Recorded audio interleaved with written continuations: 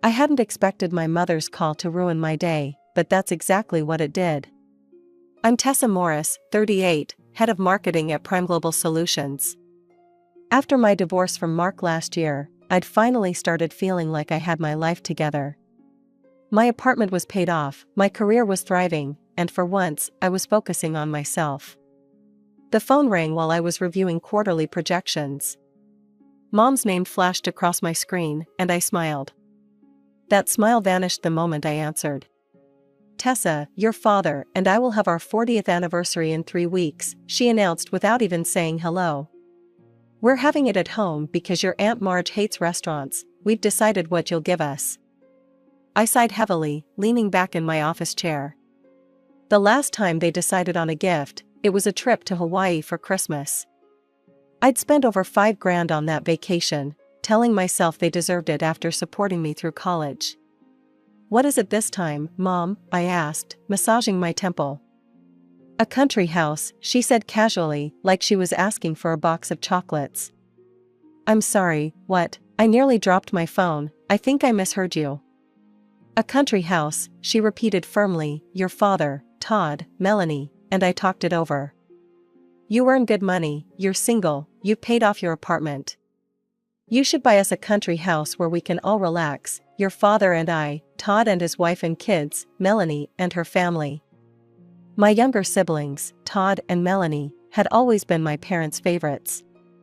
They'd gotten married young, had kids right away, and somehow that made them more worthy of my parents' approval despite my career success. "Mom," I struggled to find words that weren't obscenities, "that's a huge expense. I can't just buy a house." "Well, we've already looked at some properties," she continued, ignoring my protest. "There's a nice one about an hour outside the city." "Mom, we need to talk about this in person," I said firmly. "I'll come over tomorrow evening." "There's nothing to discuss, Tessa," she said sharply, "but if you want to talk, fine. Come over around 6. She hung up before I could respond. I stared at my phone in disbelief, my hands shaking slightly. The audacity was breathtaking. They'd just decided I should spend hundreds of thousands of dollars on a house for them? Without even consulting me? For the rest of the day, I couldn't focus on work. My mind kept returning to my family's expectations. I'd always been generous with them, maybe too generous. Each month, I sent my parents $1,000 for utilities. I paid for Melanie's kids' preschool. Last month, I'd covered expensive medication for Todd's son and regularly helped with his car repairs. The next day wasn't any better. I kept rehearsing what I'd say to them. Surely they'd understand once I explained that buying a house was completely unreasonable.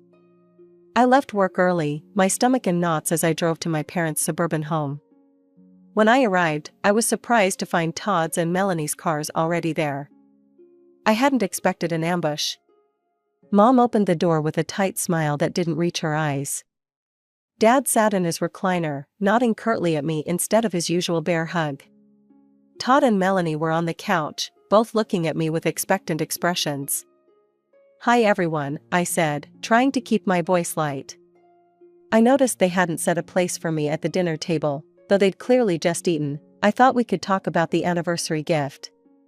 Mom motioned for me to sit in the armchair across from Dad. No one offered me a drink or asked about my day.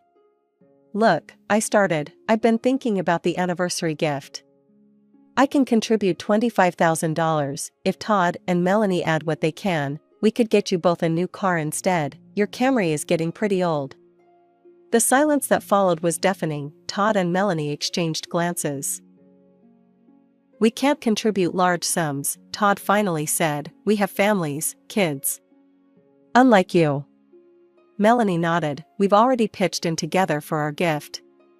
We agreed you'd get the country house. You'd use it too, Tessa," Melanie added, as if that made it better. "You could come out on weekends, it would be great." "I don't have money for a country house," I said slowly, trying to stay calm. "You could take out a mortgage," Mom suggested, like it was the most reasonable thing in the world. "With your salary, you'd qualify easily." I felt like I was in some bizarre dream. Had my family always been this entitled? This conversation isn't going anywhere, I said, standing up. I'll decide on my own what gift I'll give, I need to go. No one tried to stop me as I headed for the door. As I stepped outside, Mom called after me, "You'll regret this, Tessa." The drive home was a blur. By the time I reached my apartment, I was shaking with anger. I made myself some strong mint tea and sat on my balcony, trying to calm down. What had happened to my family? When had I become nothing more than an ATM to them? The more I thought about it, the more I realized this wasn't a new development. I'd been financing their lifestyles for years, and they'd grown to expect it. Now I was selfish for not buying them a house? The weeks after that disastrous family meeting passed in complete silence. No calls from Mom, no texts from Dad, not even the usual requests for money from Todd or Melanie. At first, the silence was a relief, then it became unsettling. Never in my adult life had I gone so long without my family asking for something. "They're probably just giving you space," my friend Rachel said over lunch. Or maybe they realized how unreasonable they were being. "You don't know my family," I replied, picking at my salad. "This is the calm before the storm." As my parents' anniversary approached, I decided I'd still give them something generous. Not a country house, obviously, but a check for $15,000 seemed appropriate. They could put it toward whatever they wanted, even a down payment on that house if they were serious about it. The more I thought about it, the more I felt I was being reasonable. What wasn't reasonable was that I never received an invitation to the anniversary celebration. No text, no call, not even a formal invitation in the mail. I knew when and where it would be, 6 p.m. at their house on the 18th, because they'd mentioned it before. I assumed I was still expected to attend, invitation or not. 2 days before the anniversary, my phone rang. It was Aunt Claire, Dad's cousin. We'd always gotten along well, though we didn't talk often. "Tessa, are you free for coffee this afternoon?" she asked. "I need to talk to you about something. How about Café Luna at 3? I arrived at the cafe early, ordering a cappuccino while I waited. Claire walked in a few minutes later, her expression grim as she sat down across from me. "I was at your parents' house yesterday," she began without preamble. "I overheard something I think you should know about." My stomach tightened. "What is it?" Claire leaned forward. "They're planning to humiliate you at the anniversary. They've moved the celebration time up by 2 hours, to 4 p.m. instead of 6. They haven't told you, so you'll show up late to find the door locked." I stared at her, my cappuccino forgotten. "You can't be serious." "I wish I wasn't. Your mother was quite proud of the plan, your siblings are in on it too." Claire shook her head. "I told your father I think it's despicable, but he just said you deserve it for being selfish. I've decided not to attend. I can't support this kind of behavior." "Thank you for telling me," I said quietly, my mind racing. "I appreciate it." "What will you do?" Claire asked. "I don't know yet, but by the time I got home, I knew exactly what I would do." The next day, I called in sick to work. I needed time to prepare my response to my family's ridiculous scheme. First, I logged into my banking app and canceled all recurring transfers to my parents, screenshot, print. Next, I compiled a spreadsheet of every cent I'd given my family over the past 5 years, the monthly transfers, the Hawaii trip, Todd's car repairs, Melanie's childcare costs, the emergency medical bills I'd covered. The total shocked even me, $63,427. Screenshot, print. I found a beautiful gift box in my closet, left over from Christmas. I lined it with tissue paper and placed the printouts inside. Then I wrote a note. "Dear family, I had planned to give you $15,000 for your anniversary. Instead, I'm giving you this, a complete end to my financial support. The attached documents show I've already given you over $60,000 in recent years. That seems sufficient. From this day forward, I will no longer fund your lifestyles. In fact, I will no longer be part of your lives at all. This is my gift to myself. Goodbye, Tessa." I folded the note, placed it on top of the printouts, and closed the box. I wrapped it in elegant silver paper and tied it with a blue ribbon. It looked beautiful, the perfect Trojan horse. On the day of the anniversary, I drove to my parents' house at 5:45 p.m. Just as Claire had warned, cars filled the driveway and lined the street. The celebration was clearly well underway. I parked a little distance from the house and waited in my car for 15 minutes, steeling myself for what I was about to do. At 6 p.m., I walked up to the front door. Sure enough, there was a handwritten sign, "Welcome to our 40th anniversary, everyone is welcome, except Tessa." Despite expecting it, the sign hit me harder than I'd anticipated.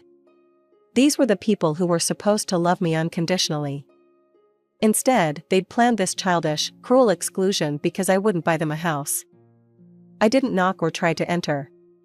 I simply placed my gift box on the welcome mat, rang the doorbell, and walked away. I heard the door open behind me as I reached my car, but I didn't look back. I drove away with a strange mix of grief and liberation washing over me. By the time I got home, my phone was blowing up. 6 missed calls from Mom. 4 from Dad. Texts from both Todd and Melanie. It was just a joke. "Come back, Mom. We need to talk about this, Dad. You're overreacting, Todd. Mom says they need money for dental work next month, Melanie." I read each message with growing disbelief. Even now, they didn't get it. Even now, my family was asking for money. I blocked all their numbers without replying, then poured myself a glass of wine and stood on my balcony, watching the sunset. For the first time in years, I felt the weight of obligation lifting from my shoulders. I was done being their personal bank. I was done prioritizing their needs over my own. I was done. The morning after my parents' anniversary, I woke up with a strange sense of calm. I'd expected to feel guilt or regret, but instead, I felt lighter. Still, I knew my family wouldn't give up easily. They'd try to find ways to reach me, to pull me back into their orbit of financial dependency. I needed to be prepared. First, I called down to my building's concierge. "Good morning, Miguel. This is Tessa from 14B. I need to update my visitor policy. My parents, brother, and sister are not to be allowed into the building under any circumstances. Their names are Richard and Linda Morris, Todd Morris, and Melanie Becker. Of course, I'll make a note in the system and inform the other concierges." Next, I called my office's security team and made the same request. Then I emailed my boss, explaining that I might have some family members trying to cause disruptions at work. Sandra had always been understanding, and her response was immediate: "Security will handle it. Let me know if you need anything else." By lunchtime, I'd blocked my family on every social media platform and changed my email settings to automatically delete messages from their addresses. It felt extreme, but necessary. I knew from experience how persistent they could be when money was involved. I wasn't wrong. That very afternoon, my concierge called up. "Ms. Morris, your parents are here insisting they need to speak with you. I've told them about the visitor restriction, but they're making quite a scene." I sighed. "Tell them if they don't leave, you'll call the police." 2 days later, Todd tried to get into my office building. Security turned him away. The day after that, Melanie showed up at my favorite coffee shop. She must have been watching for me. I spotted her before she saw me and left immediately. "They're relentless," I told Rachel over the phone that night. "It's like they think if they keep pushing, I'll crack and start supporting them again." "They probably do think that," Rachel replied. "You've always given in before." She was right. For years, whenever my family pressured me, I'd eventually cave. This time was different, though. The sign on the door had been a turning point, concrete proof that they saw me as nothing more than a resource to exploit. A week after the anniversary, Aunt Claire called. "I thought you should know what's happening," she said. "Your mother is furious. She's been telling everyone that you abandoned the family. But some of us have noticed that she and your father have been making some adjustments." "What kind of adjustments?" I asked. "Your mother took a part-time job at the mall. First time she's worked in 20 years, and your father sold his golf club membership." I felt a twinge of satisfaction. They're feeling the pinch without my money. Todd and Melanie are struggling too, Claire continued. Apparently, you were helping them with more than they've admitted to the rest of the family. Are they telling people I should buy them a country house? Claire laughed. No, they seem to have dropped that particular demand. Now they're just saying you abandoned them without cause. Of course they are, I muttered. For what it's worth, I've told anyone who'll listen exactly what happened. Most people think they were out of line. Thanks, Claire, you're the only one in the family I still want to talk to. After that call, my relatives started reaching out one by one, my cousin Derek, my uncle Phil, even my grandmother. All with the same message, your parents miss you, can't you work things out?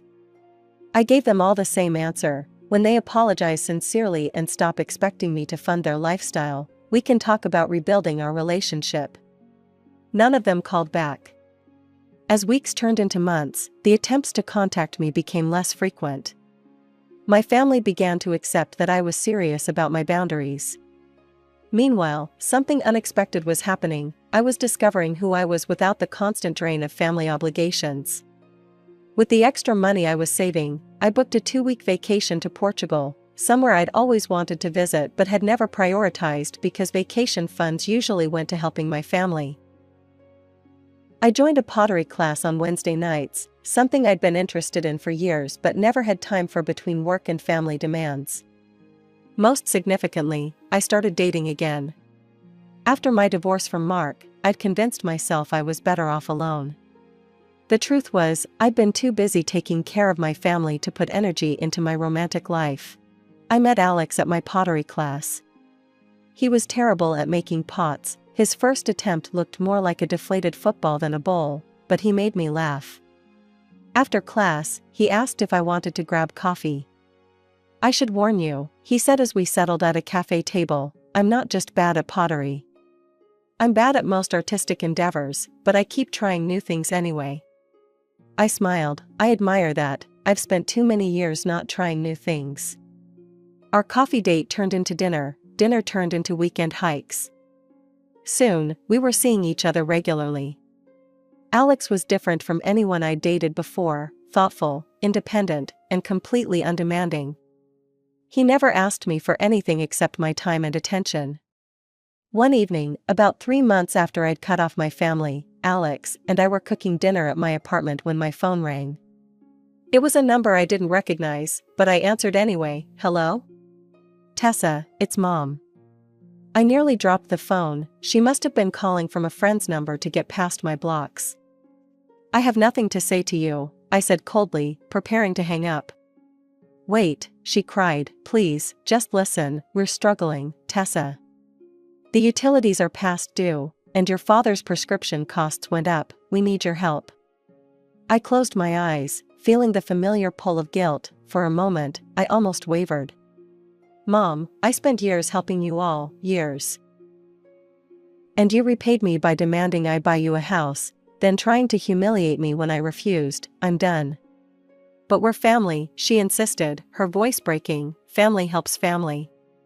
Yes, they do, I agreed, but it goes both ways. Goodbye, Mom. I hung up and blocked the new number. Alex looked at me questioningly. Everything okay? I took a deep breath. It will be. That was my mother. We're estranged. Do you want to talk about it? I surprised myself by nodding. Actually, I think I do. That night, I told Alex everything, the country house demand, the anniversary ambush, the years of financial drain. He listened without interrupting, his expression shifting between disbelief and sympathy. I've never heard anything like it, he said when I finished. They really expected you to buy them a house? And take out a mortgage to do it, I added, shaking my head. Looking back, I can see they'd been using me for years. I was just too caught up in being the good daughter to notice. What will you do if they keep trying to contact you? I sighed, leaning back against the couch. Keep blocking them, I guess. I'm not ready to let them back into my life, maybe I never will be. Over the next few weeks, my mother tried calling from 3 more unknown numbers. Each time, I hung up and blocked the number. My father sent a letter to my office, which I returned unopened.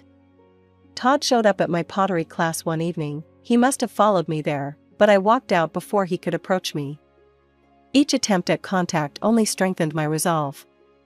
"You seem different," Sandra commented during our monthly review meeting at work, "more focused, more confident.